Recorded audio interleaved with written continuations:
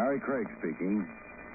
Any formula for mixing dynamite is good enough provided the end result is an explosion. What is the Craig formula for dynamite? Okay, 2 ingredients are required, namely amateur tennis and the international social set. The result? Strictly dynamite. I had both ingredients wished on me one balmy summer's afternoon at the tennis matches. I was in a grandstand box under the candy-striped awning. Ah, life as she has lived. A tall iced drink in my hand and my hostess at my elbow. Said doll, an aging blonde, was Hilda Hobson, former screen star, very rich, very eccentric, and queen of the International Cafe Society. Great, wonderful. Oh.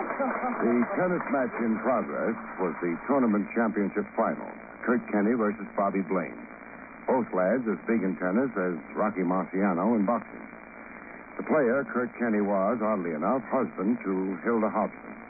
I said oddly enough because the boy was 25, about half the age of his bride and my client. What was I doing in a twosome with Hilda Hobson? Watching her jewels. $250,000 worth of ice, as the lady herself explained it. Oh, I wear my jewels to the tennis finals every year. It's traditional. It's wicked. Hold still while I take inventory. And by the by, who's winning out there? Bobby Blaine's leading in the 5th set. Kenny and Blaine won 2 sets apiece so far. This one's the rubber match. Yes, Kurt's behind 4-love. 4-love meaning 4-0, 5th set. Looks like your hubby's chances for the championship is down the drain. It does look hopeless for Kurt. Oh, well. Oh, play! Wonderful. Oh, wonderful. What was played? You're not watching the match. I can't and also watch your jewels. Oh, and ace. Bobby Blaine just scored a beautiful service ace. You sound like you're rooting Blaine in instead of Kurt Kenny. Blaine is such a beautiful player. Well, so is your husband. Kurt? Kurt is past his peak. Oh? What goes now? They call time.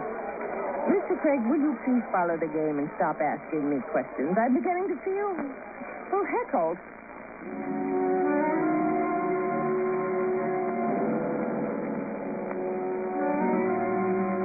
Time called meant a minute's pause. Time for the players to sponge their brows, swallow salt and energy tablets, guzzle soda pop kept in a handy ice bucket. I watched Kenny and Blaine return to the court. The only thing, there was no action. It was Bobby Blaine's service, but he wasn't serving. He was stalling, looking a bit wobbly in the knees. Why doesn't Blaine serve? I don't know. Ask me, he looks a little sick. Sick? Good heavens, he just needs 1 more point for the game. Blaine's down. He's flat on his face in the dirt. Give me those binoculars. What's Blaine just lying there? Unconscious. I mean, if only unconscious. If only unconscious. The heart, m'lady. 5 grueling sets in a 90-degree heat, or are tennis players immune to heart attacks?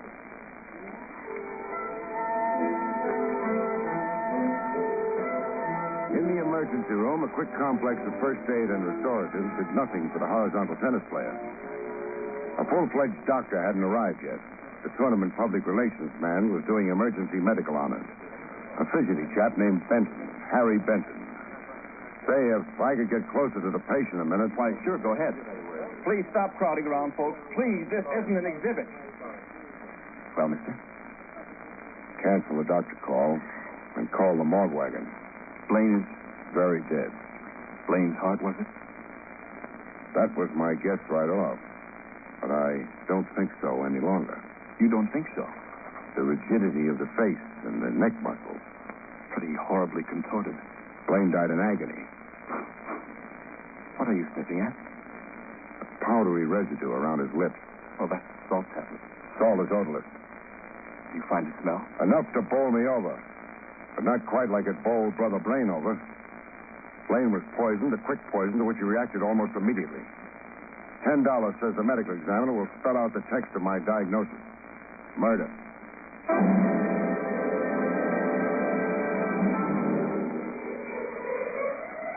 The deputy medical examiner pronounced it death by poison. The murder made big evening headlines and juicy gossip among the tennis sets. I had an evening drink with the public relations man, Harry Benton, at Benton's request. We met in a place called the J. Cretan Memorial Club. I want to engage your professional services, Mr. Craig. To do what? Clear up the mystery. Who murdered Bobby Blaine and why? Yes. Well, have some faith in the police. We want a private operative working in close liaison with us. We and us. Explain the plural. Well, sir, I represent the J. Cretin Memorial Tennis Association. You know the name J. Cretin? Hazily, a champ tennis player once upon a time. A tennis giant, Mr. Craig. Cretin died in the 20s. He left a $5 million trust fund to endow tennis, encourage and develop young players. Et cetera, et cetera. It's embarrassing. It's bad public relations. It's a black eye for the J. Cretin Foundation. Yes. Will you take the job? I took it 10 minutes ago. I'd love some of the J. Cretin Memorial loot for myself. What have I got against money? Now, orient me.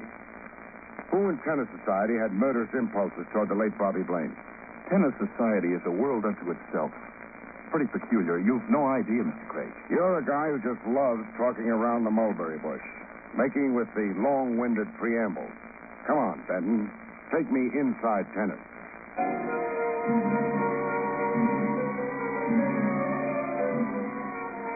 I kicked off my investigation with Kirk Kenny.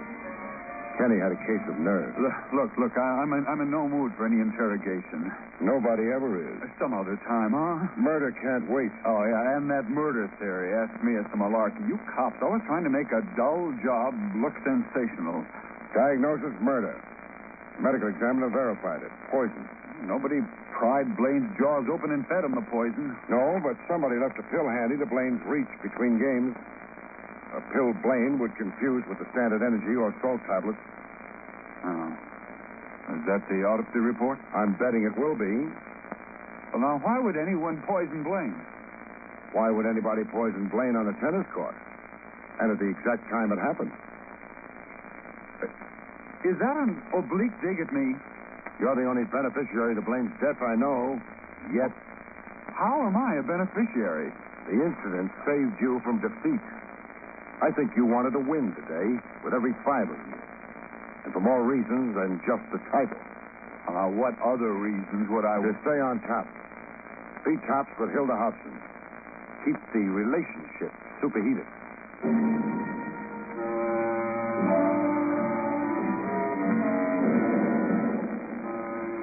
If Hilda Hobson had any inhibitions, they weren't showing.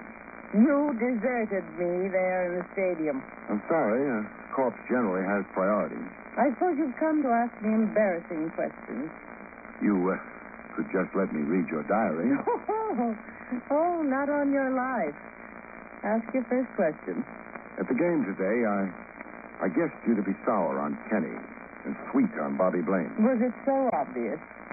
And how did Blaine feel? That is, before he lost all feeling. Very eager for my company.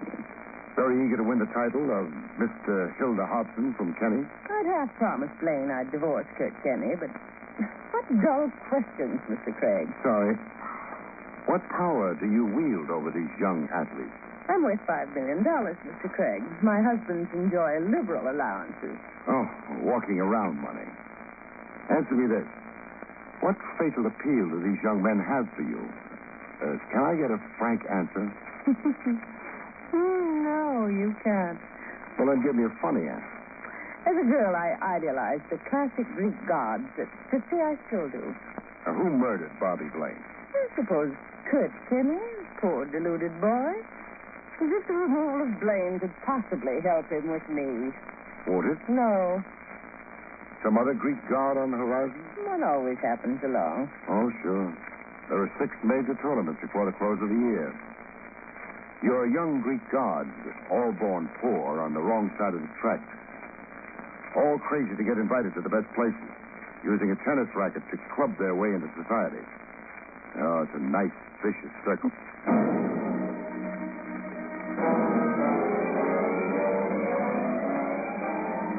Leaving Hilda Hobson's, I didn't quit the grounds of the estate.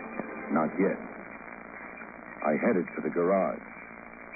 The Hobson chauffeur had an apartment over the garage. A chap named Pepe Zaretti. He'd figured in the purple gossip the public relations man Harry Benton had passed along to me. Like his boss lady, Pepe was but totally uninhibited. Was I once the husband of Hilda? Yes. I had that unforgettable pleasure. You were a South American tennis title holder once. I was the best tennis player in the world once. Until Hilda married you and put you on an allowance. I have no regrets. It was a charming interlude, our marriage. Guinea hen, champagne, skin diving in Bimini. Whose idea was it for you to stay on as chauffeur after the divorce? We arrived at the idea, how you say, yes, simultaneously. Hilda does not love Pepe anymore, but she does not hate me. So I stayed to serve her this way, as her good friend and chauffeur. How's your tennis? I am fat here in the middle, and here in my wrist, rheumatism. Very sad. So who poisoned Bobby Blaine? You want me to answer that? I'd appreciate it.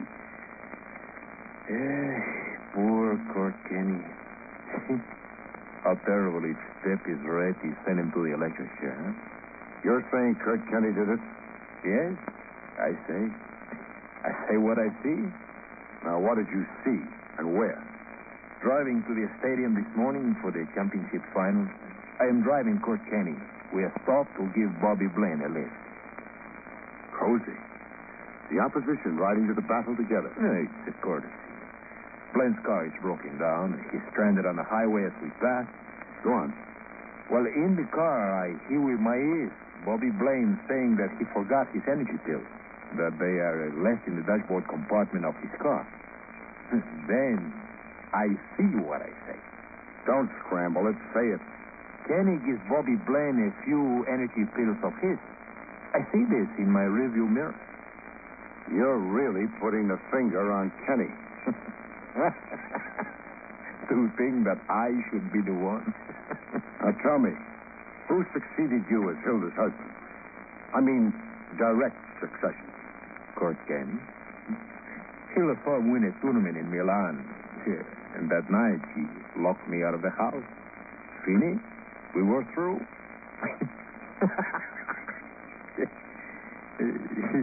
You think I'm revengeful against Kurt Kenny? Aren't you? Yes, I am. I would tell any lie to hurt him. Like now? No.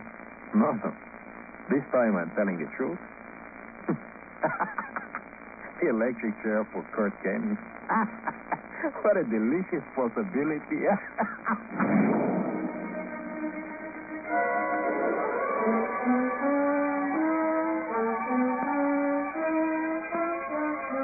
From June 23rd, 1955, you're listening to Barrie Craig, Confidential Investigator.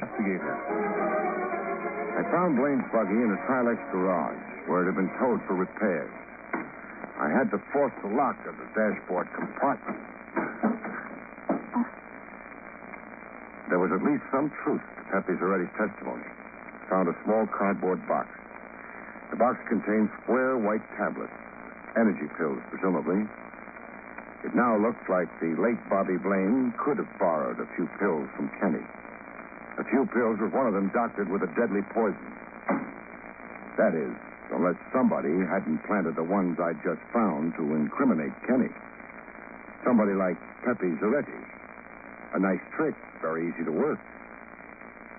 My client, the public relations man, Harry Benton, perspired freely over my temporary report.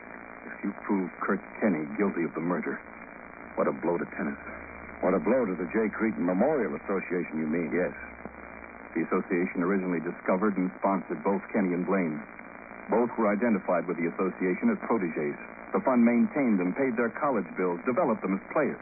Until Hilda Hobson took over the burden. Well, you can't blame the fund. Maybe not. But boys born to working-class families lose their sense of balance in a susceptible atmosphere. Too many of the expensive set making a fuss over them. I mean, if the boy's a winner. And only for so long as he continues to be a winner. Ask me. Big tennis could use a little more soul. However... That's neither here nor there. Mr. Craig, the problem now is how to restrain the press. Restrain the press from what? From sensationalizing Kurt Kenny's arrest. I've got to get them to play it down in the interest of tennis. You're being a little previous, Benton. Kenny hasn't been arrested, nor is it sure he will be.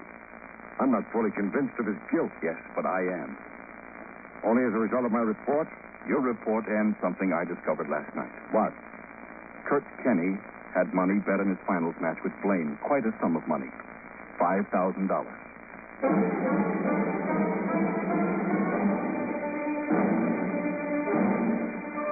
Looked like a pickup jury had already found Kenny guilty.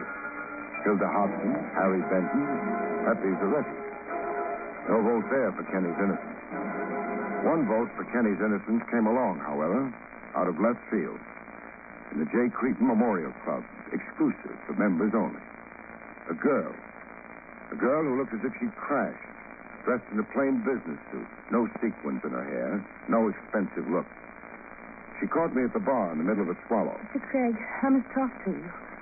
Well, what about? Kurt Kenny. Your brother? No, Kurt's just a good friend. And you are? Polly Blair. Well, talk. The infamous stories about Kurt, they're all lies. Kurt's fine and gentle. He couldn't hurt a fly. Nice character reference, but how well do you know him? As I know myself.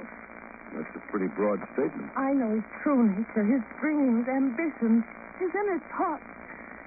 You see, Kurt confides in me. I'm, someone he can talk to, frankly and openly. You sound like a sweetheart. Kurt's a married man. Well, husbands sometimes stray. Don't please add to the infamy circulating about Kurt. Isn't it difficult enough for him? It is. Help Kurt. Believe in him as I believe in him. The stories you hear that Kurt could poison. Lies. Oh, God, they're lies.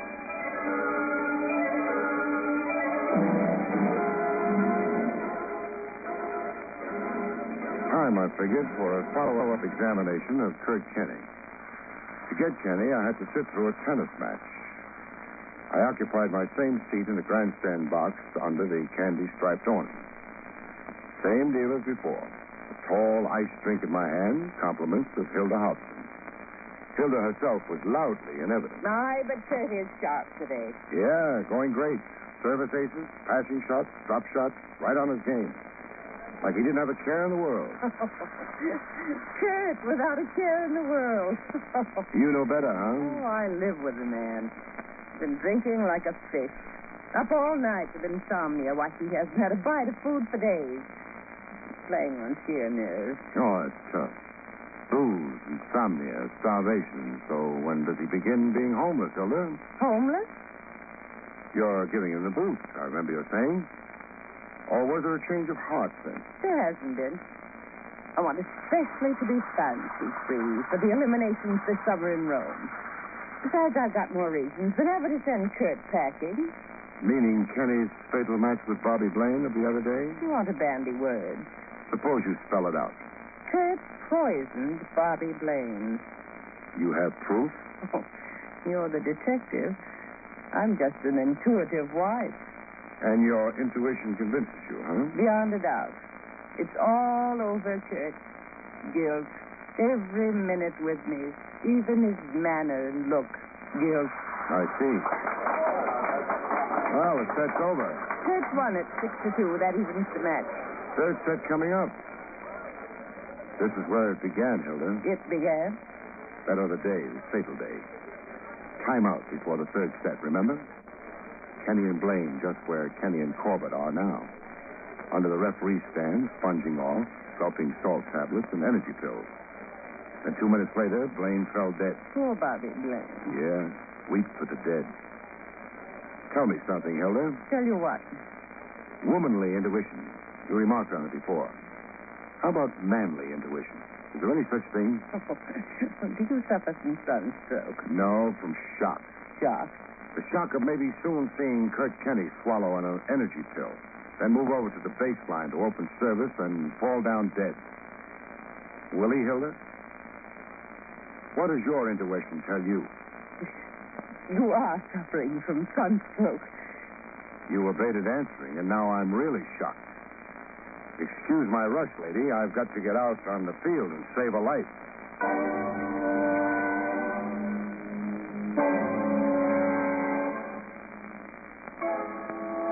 the field in time to prevent Kenny from swallowing a white pill, salt or energy. I had to wrestle him out of his hand. Now, come on, get off, Sonny. Have you gone insane? Maybe I have. A cop goes intuitive. He could be shaping up for a psychiatric ward. But Intuitive? Well, what's your idea about these pills? I see you're getting kind of intuitive yourself. I want these pills sent to the police chemical lab for testing. If they're okay, call me impulsive. If they contain poison, call Hilda Hobson, Madam Bluebeard.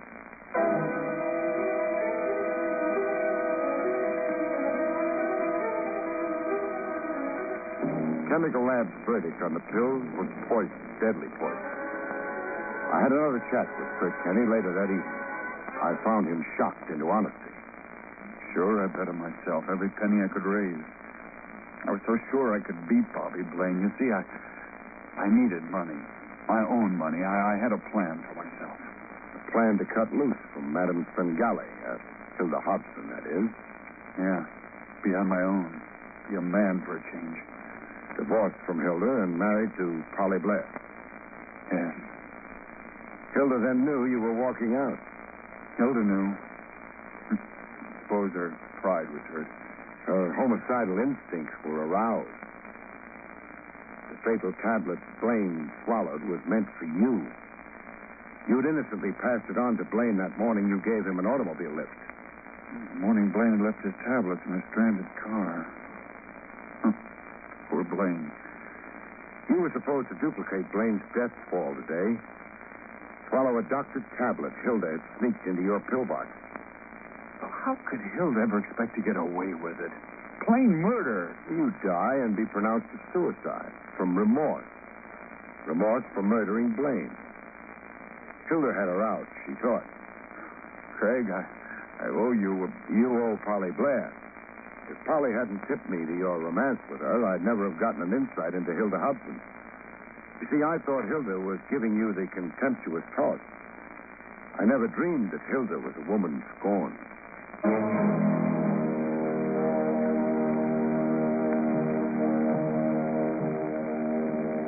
I had a few parting words with Hilda Hobson in police headquarters, watching her get mugged and fingerprinted. Kurt was leaving me.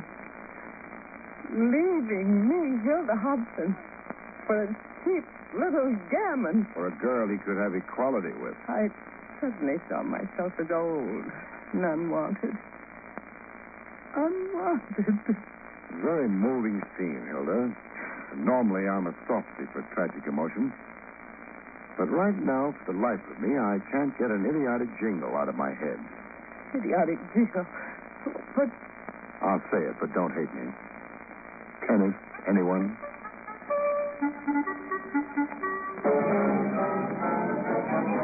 Barrie Craig, confidential investigator.